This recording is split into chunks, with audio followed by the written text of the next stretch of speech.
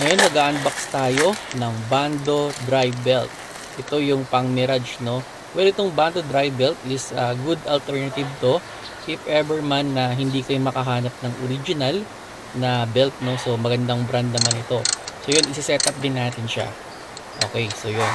So bago natin tanggalin yung dry belt na naka-install sa ating sasakyan, picturean muna natin para if ever na maglalagay na tayo ng bagong dry belt, masusure natin na tama yung pagkaka-setup ng belt. Syempre medyo kasi nagsisigsag-sigsag yung belt dyan, ano? So kailangan pag install natin tama.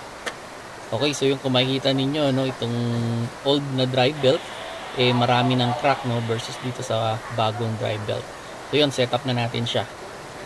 Okay, so yun, actually niluluwagan lang naman yan. Normally luluwagan mo lang yung belt, yung lock ng belt.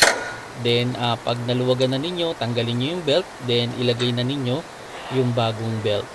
Okay, so yun, sa pag-higpit, dahan-dahan lang, no. So make sure lang na tamang higpit lang. Huwag masyadong mahigpit kasi ang tendency nun baka naman madurog yung mga bearing ng mga pulley natin. So yun, so ito na yung Bando Dry Belt.